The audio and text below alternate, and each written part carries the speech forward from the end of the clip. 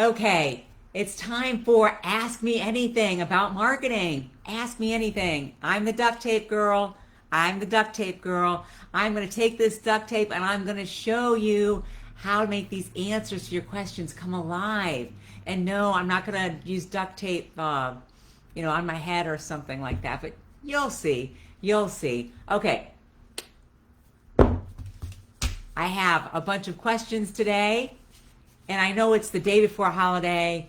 And you're probably thinking, why am I here? I should be baking. I need to go to the store. But you know what? If you can't stay, that's okay. Feel free to enter your question on the Google form. It's in the link below. It's in the link below. We put it right here for you. So if you can't stay and you feel stressed out, that's cool. I'm good with it too. Because you know what? I want you to be safe. I want you to have a wonderful holiday. And be focused, relax. Put some joy in it. Okay, let's put some joy in these questions. Woo! I got a lot of questions here. Where are we going to start? Blah. Okay, question number 1 is from Betty. Thank you for your question, Betty. This is a great question. Betty asked, she says, you talked about funnels before. What are good top of funnel activities? Betty, thank you for chiming in with this question, because I know with the funnels, it gets confusing what to put where. And what makes it more confusing is one activity that fits in the top of the funnel can be used in the middle of the funnel and can be used in the bottom of the funnel. I actually started to draw myself maps when I first started this thing. I would actually take a sheet of paper and I would draw out, okay, here's what's going on the top of the funnel, and then I'd make a line with the date when I've created it, and then make another line. Okay, I moved it to the middle of the funnel and I put a date. You're getting the right idea. So you know what? When you're getting started with this stuff, use any tool you need to make it easy for you. So for those good top of funnel activities, here we go. Number 1, drum roll, a checklist. A checklist. People want to stay organized and they need to know the steps of something to do.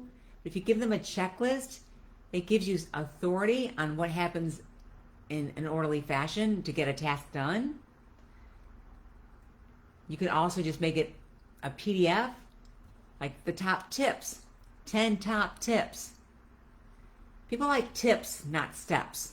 A tip sounds like an insider thing. So on the inside, they feel like they're accepted. If you give them the tip, they feel like they're part of the family. You get what I mean. So use the word tips instead of steps. The other thing you do is an ebook. Yes, an ebook is a great top of funnel offer. You can call these offers, you can call these invitations, you can call them lead magnets, you can call them ethical bribes. Alex Mandossian, fantastic internet marketer. He started doing this when, oh my gosh, I think it's been like 20 years. And his goal was to become the first billionaire of internet marketing. He's almost there. So Alex Mandossian calls it an ethical bribe.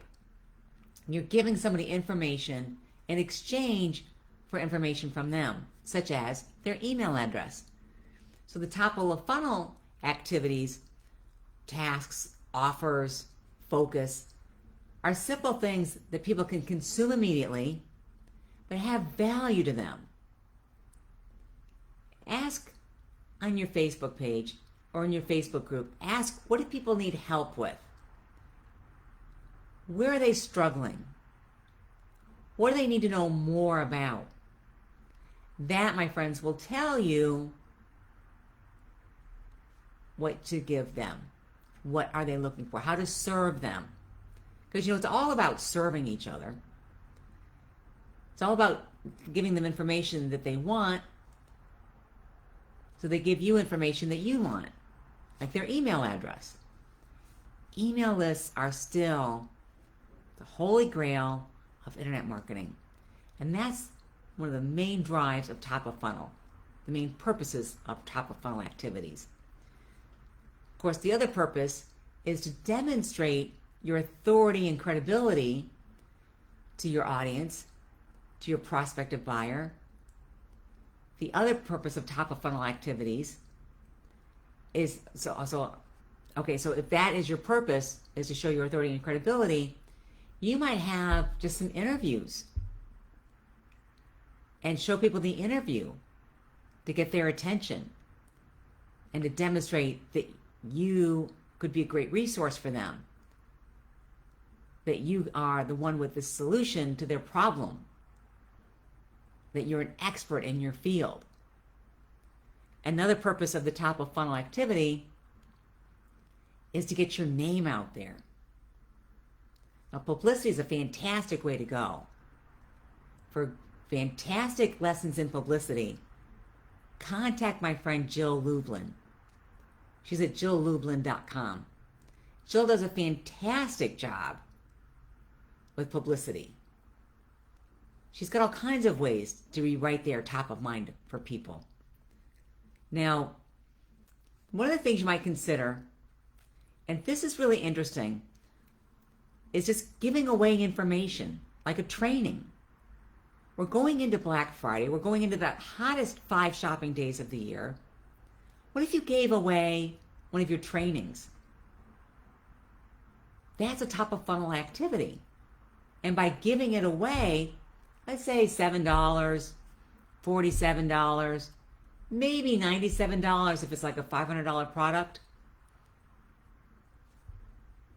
you're building credibility, authority. You're developing a relationship with someone that you want to get to know. One of the things I'm doing for my top of funnel, I'm going to have the 12 days of Christmas. Starting Tuesday, December the 8th, for 12 days, I'm going to have a free gift every day. For 12 days. I'm going to have free PDFs. I'm going to have free checklists. I'm going to have a guide on how to make an e-newsletter. And of course, my famous landing page guide, the ultimate landing page guide. So you know this information. So Betty, thank you so much for your question. I hope this answer was helpful and that you get going on your top of funnel activities. Okay, so the next question of the day. Oh, this is from Emily. Thanks, Emily. She says, you mentioned PPC. What is it? I love it. This just feels so great that people are paying attention and really thinking it through.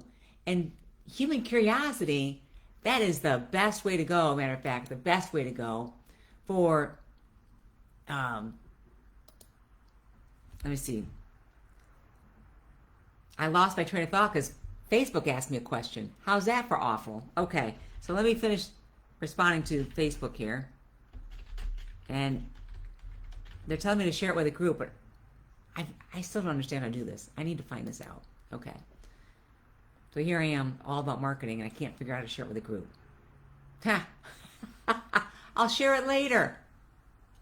Okay, so back to the question. You mentioned PPC. What is it? PPC stands for pay per click. Quite frankly, it's the fastest way to empty your bank account. Hands down. Pay per click is the big gorilla for pay per click. Are Google Ads, formerly known as Google AdWords. Pay per click is loosely referred to for other ads like YouTube or Facebook or Instagram. But the biggest one is Google Ads, pay per click. So for pay per click, you've really got to have a fantastic handle on who's your audience. You have to be a fantastic copywriter. And if you aren't, hire somebody, because you only get so many characters in this very small, limited amount of space to get your message across. And pay-per-click has got this fantastic way of showing up in different forms. It can show up at the top of the email. You've probably seen on your Gmail, there's like a little ad up there. That's a pay-per-click ad. You might have seen when you search for something, you're seeing like domino-sized vertical advertisements. That's pay-per-click. That's Google Ads. In the search, when you're looking for something on Google, and those top few spots, those are advertising spots. Those companies pay to be there. The big thing you really need to know before diving into pay-per-click or PPC is keyword research. Keyword research drives it. You have to know what people are searching, what words are they searching with, and what phrases are they searching with to find what you want to promote, what you want to sell, your offer, your product. I believe I talked about keyword research in the last Ask Me Anything, so feel free to refer back to that. That would have been a week ago. See, today's the 25th, so the 18th. So November 18th, I believe I did speak about keyword research. Now, if you can't find that Ask Me Anything on Facebook, feel free to go to my YouTube channel, Teresa Pantanella, my YouTube channel, and you can check it out there as well. Pay-per-click. And I enjoy doing pay-per-click. It is fun. It's really a cool system. And Google does give you a good support with that too. You get your own dedicated rep, this sort of thing, after you spend a certain amount of money, like $5,000, something like that. Okay, but it is fun to do. Okay, next question. This is from Joe. Thanks, Joe. Appreciate you being here. Joe asks, how to get started with e-commerce? Wow. You know what, Joe? That's a great question. And it's pretty in-depth for the answer. The best thing you can do to get started with e-commerce is sell something you love. Really and truly deep down, because you will be married to it. And you need to know it's not cheap to get started. Shopify is the most fantastic website provider for e-commerce. I really like Shopify. There's other items out there like Shopify is the best. But this is really a pretty much in-depth question, Joe. I'm curious, number one, why are you asking? And number two, where are you at in your journey? Because my answer would be different depending on where you're at in your journey. Because like with e-commerce, you still need email marketing. 40% of e-commerce sales are through email. After somebody gets to your e-commerce store, they don't always buy the first time. They put something in a cart and abandon the cart. So you need to know your cart follow-up system. You need to have an email system for letting people know. You need to do advertising. So you need to know advertising and traffic. So how to get started with e-commerce? This is a big question, Joe, and I really would like more information about where you're at. I mean, is it an idea you're thinking about? Is it something you're dabbling in currently? So definitely send me a message, and we're going to have a more in-depth conversation. And then do me a big favor. Just show up next week, and let's have a conversation on it. How does that sound?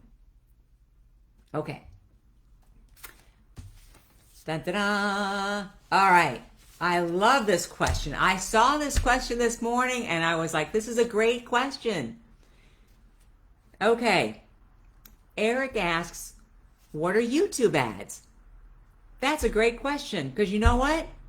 It's a very little known area for advertising. This is the time to get in there. Very inexpensive way to have a multimedia approach to your advertising. You do need to know what you're doing.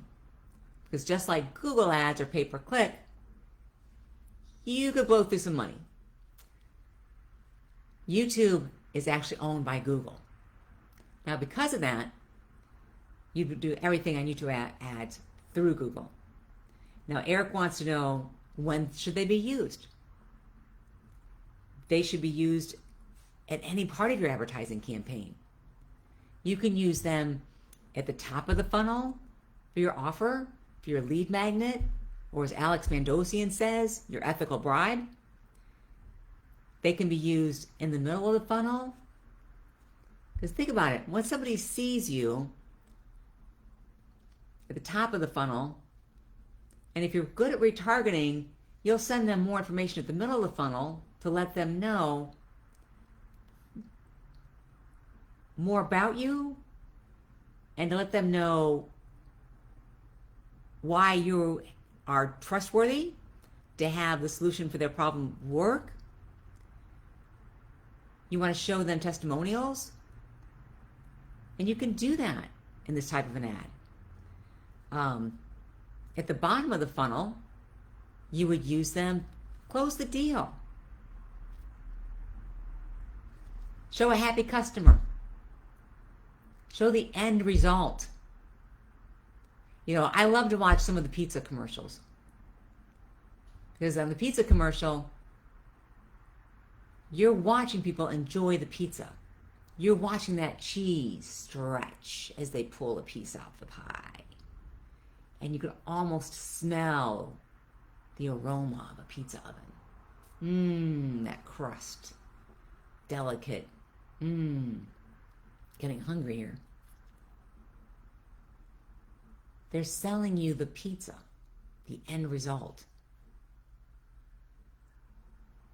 Some pizza commercials, quick. Domino's grew because of their delivery promise. Little Caesars grew because of their double promise, pizza.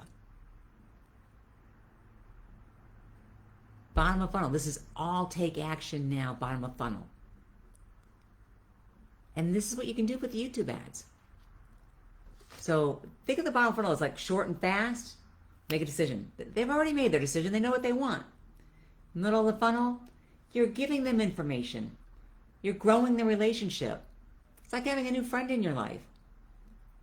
When you first meet, you wouldn't tell them about everything from the mole you had removed from you know where to, oh my gosh, you know, so-and-so does it, You wouldn't gossip with that person.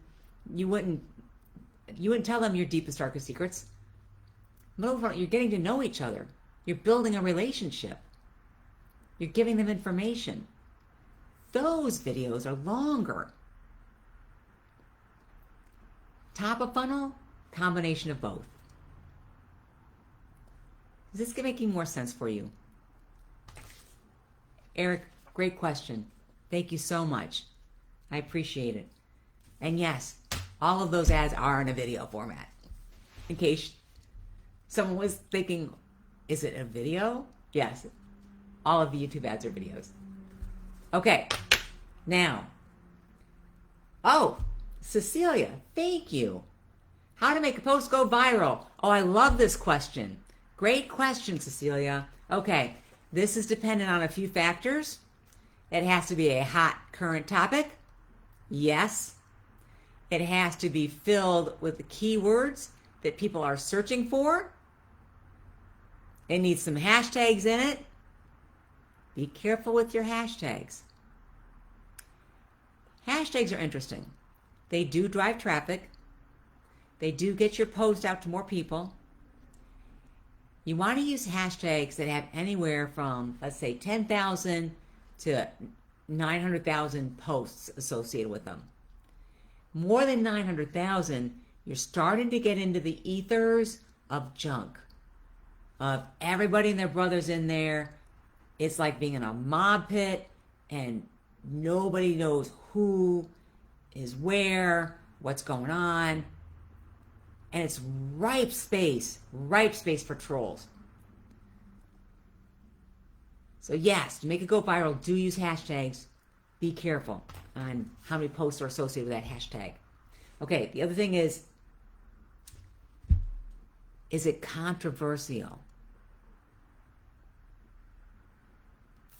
There are a couple guys that make videos, the Harmon brothers. They make the best darn videos because they will take a subject matter and twist it into something that's not so much controversial, but highly unusual. Highly unusual.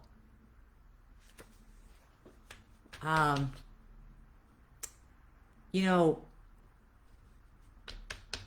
think about the ice bucket thing, the ice challenge. Highly unusual. Controversial? Oh, yeah. You know how many people would talk about that because they would never do that? Think unusual. Think outside of the box. You definitely are never going to have a post go viral. I probably shouldn't say never because that's a pretty strong word. Posts that go viral are probably not of what you had for breakfast. And probably not about what you're cooking for Thanksgiving dinner. Think of something controversial. Against the tide. Outside the box. That's what goes viral. And you know what? Think of these like animal videos filled with love and compassion and kindness. Those are going viral. Be entertaining. Remember, it's when you're being entertaining, it's not about you being interesting.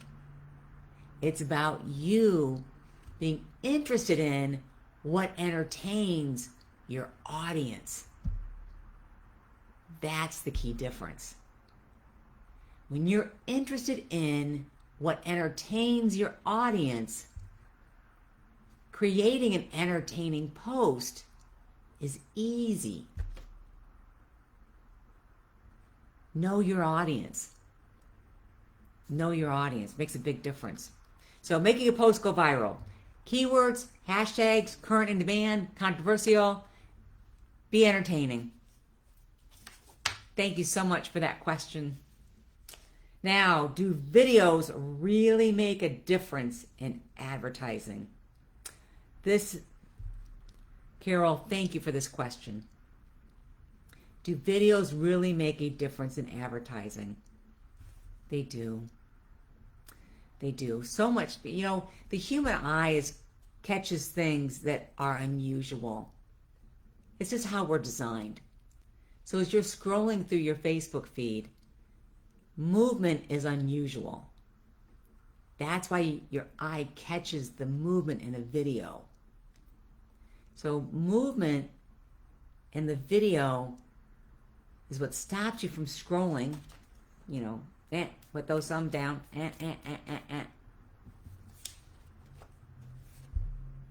So, because you're stopping, that's why they're so much more effective.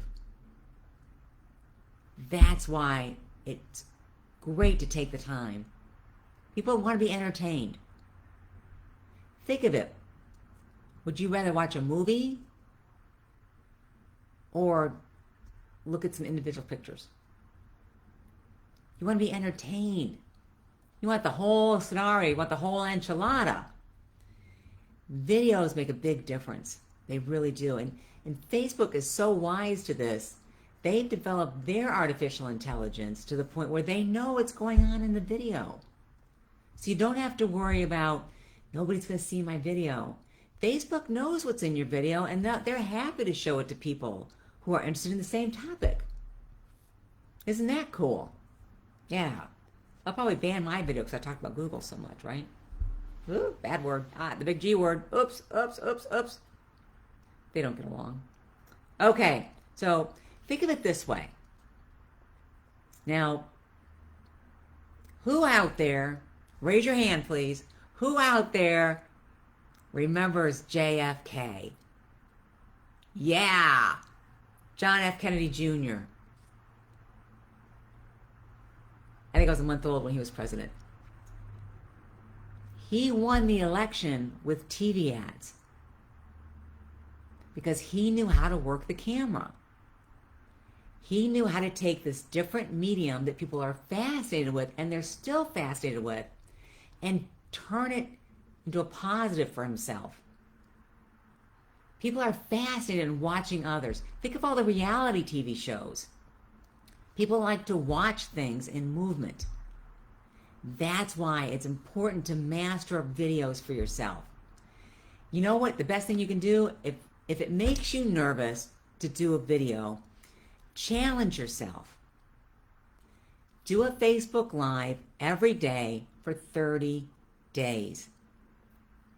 A Facebook Live every day for 30 days. By doing a Facebook Live every day for 30 days, your fear will dissipate. It will go up in smoke.